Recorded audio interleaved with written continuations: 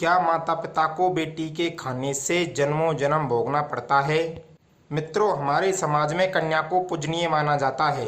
कोई भी माता पिता अपनी बेटी से अपने पैर नहीं छुआता है, क्योंकि कन्या को देवी का रूप माना जाता है। माता पिता की ओर से अपनी बेटी को दिया गया धन दान माना जाता है और कहते हैं कि दिए गए दान में से दाता को वापस नहीं लेना चाहिए और ना ही उसमें से खाना चाहिए। ऐसा करने से दाता को पाप लगता है।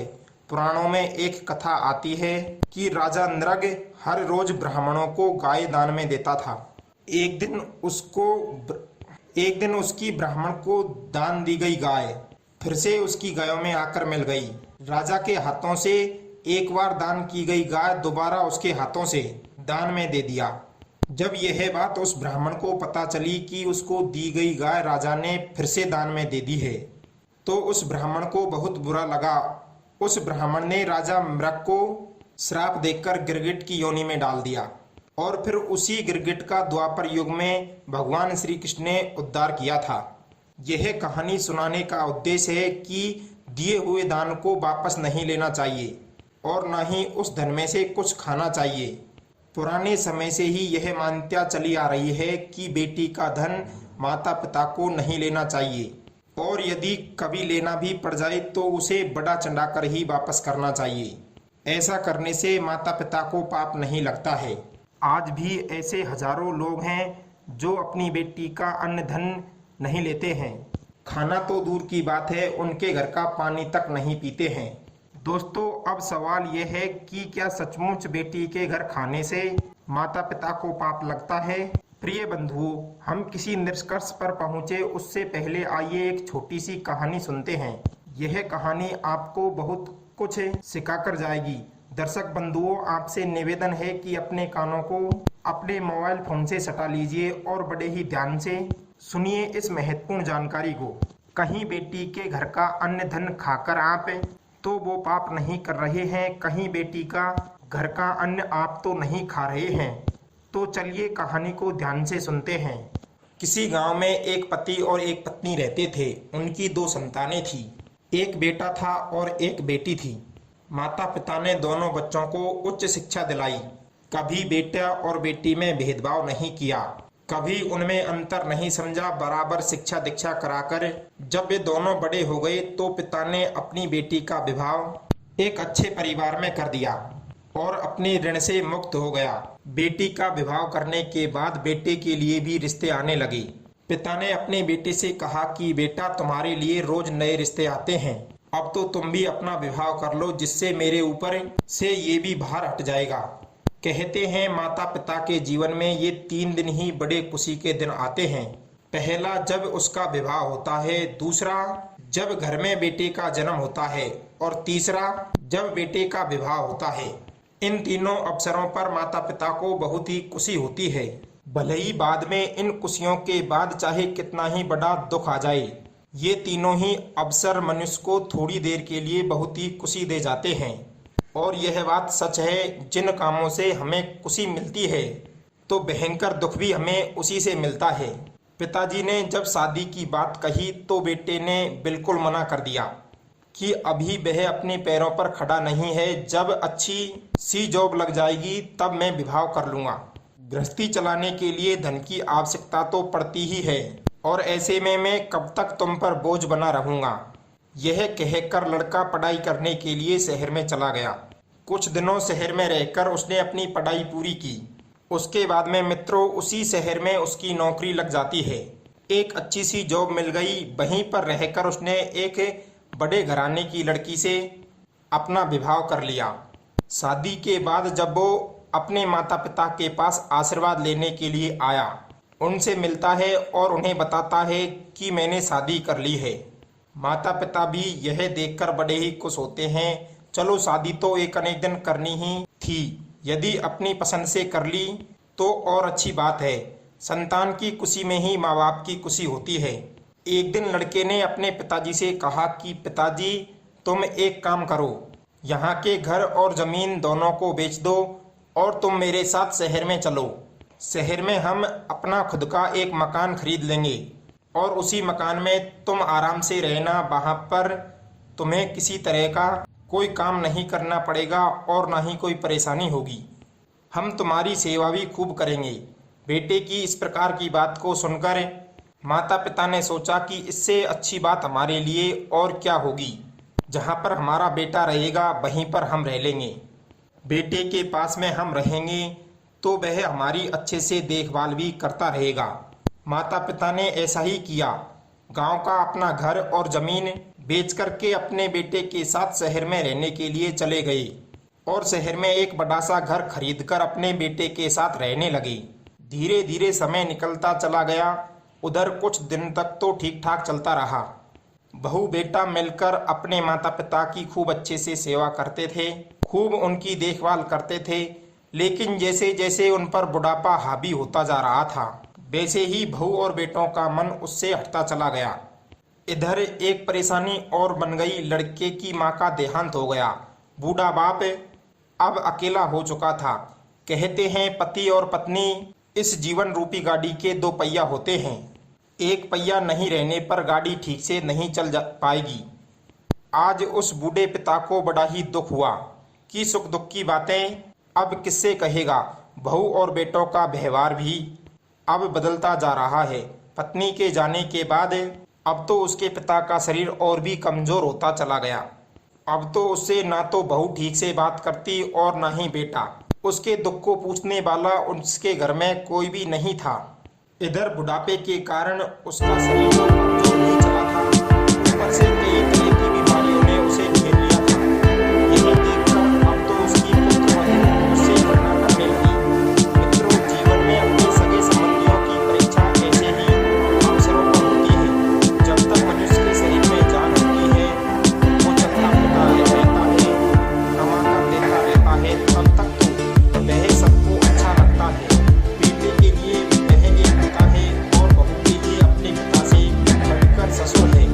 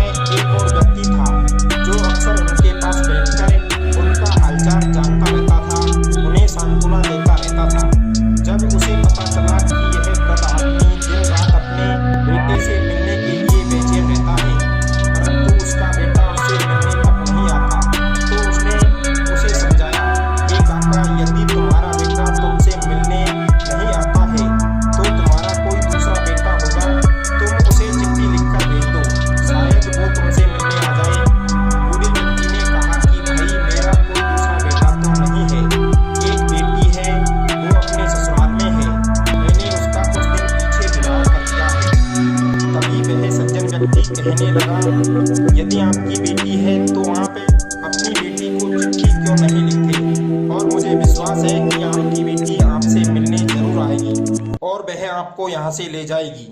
सज्जन व्यक्ति की बात सुनकर बूढ़ा आदमी कहने लगा कि भैया, मैं बेटी को बुला तो लूं, लेकिन मैं बेटी के घर पर रहकर उससे अपनी सेवा करवाकर उसके घर का अन्न जल खाकर पाप का भागीदार नहीं बनना चाहता। मैंने सुना है कि एक पिता को जीते जी अपनी बेटी के घर का अन्न और जल नहीं खाना चाहिए, वरना बहुत बड़ा पाप लगता है। इसलिए मैं उसे यहाँ पर नहीं बुलाऊंगा। सज्जन व्यक्ति ने कहा, काका, तुम भी क्या पुरानी मान्यताओं को पकड़े हुए बैठे हो?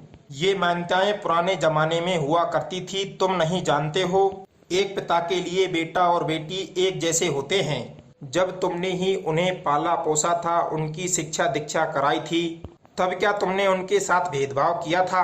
बूढ़ा बोला, नहीं। तो जब तुमने भेद नहीं किया तो अब भेदभाव क्यों कर रहे हो? यदि बेटा तुम्हें नहीं पूछ रहा है तो तुम बेटी का सहारा ले सकते हो। तुम्हारी सेवा करने का कुछ पुण्य बेटी भी अर्जित कर लेगी। पुरानी परंपराएं समर्थ के लिए थी, असमर्थ के लिए नहीं। यदि पिता समर्थ है तब तो उसे बेटी के लिए देना ही चाहिए, उससे लेना नहीं चाहिए। और यदि पिता असमर्थ है तो एक बेटी भी अपने पिता का सहारा बन सकती है। इसमें कोई पाप की बात नहीं है। पहले जब शादी हुआ करती थी तब पिताओं के पास बेटी को देने के लिए ज्यादा कुछ नहीं हुआ करता था। वे ऐसे ही थोड़ा बहुत देकर बेटी को विदा कर देते थे। इसलिए पिता बेटी का अन्न और धन खाने से डरते थे, कहीं पाप न लग जाए। पहले के पिता बेटियों को जमीनों में भी हिस्सा नहीं देते थे, इसलिए एक वजह ये भी थी। लेकिन अब तो पिता की संपत्ति में बेटियों का भी हक बेटे के बराबर होता है। उस सज्जन आदमी के समझाने पर भी उस बूढ़े आदमी के समझ में कुछ भी नहीं आया। जब वो सज्जन व्यक्ति बिना उसे बताए उसकी बेटी को चिट्ठी लिखकर भेज देता है। चिट्ठी को पढ़कर बेटी भागी भागी उस वृद्धा आश्रम में अपने पिता को मिलने के लिए चली आती है और अपने पिता की इस हालत को देख करके वह बेटी फूट फूट करके रोने लगती है। कहने लगी कि पिताजी, जब तुम्हें भैया और भाभी ने ठुकरा दिया तो तब तुम्हें मेरी याद नहीं आई? एक बार भी नहीं सोचा कि जिस बेटी को मैंने बेटे की तरह पाला है, क्या उसका कोई कर्तव्य नहीं बनता? आज मैं तुम्हें इस वृद्धाश्रम से लेने आई हूँ और यहाँ से तुम्हें लेकर ही जाऊंगी और अपने घर पर रखकर तुम्हारी खूब अच्छी तरीके से देखभाल करूंगी, तुम्हारी सेवा करूंगी, तुम्हारा उपचार करवाऊंगी। पिता ने बेटी से कहा कि बेटी, थोड़ा जीवन शेष रह गया है, अब इसे भी यहीं पर गुजार देंगे। बंधुओं, बेटी उस पिता को अपने घर ले जाती है। बेटी और दामाद मिलकर खूब सेवा करते हैं, उनका इलाज करवाते हैं। मित्रों, कुछ ही दिनों में वह खूब स्वस्थ हो जाते हैं। अब तो वे बेटी के घर पर बड़े ही आनंद से रहने लगे। बाकी का जीवन उनका अच्छी तरीके से अपनी बेटी के घर व्यतीत हुआ। मित्रों, यदि पिता असहाय है तो बेटी सारे फर्ज अदा कर सकती है जो बेटों के होते हैं। इसमें पाप की कोई बात नहीं है। अपने माता पिता को बेटी पर भी उतना ही अधिकार समझना चाहिए जितना कि एक बेटे पर समझते हो। जब आप भेदभाव नहीं करोगे तो भला पाप क्यों लगेगा? मित्रों, यह कहानी आपको कैसी लगी? इसकी राय कमेंट में जरूर रखना। मिलते हैं अगली ज्ञानवर्धक कहानी में नई ज्ञान चर्चा के साथ। आप सभी का बहुत बहुत धन्यवाद। जय श्री कृष्णा मित्रों।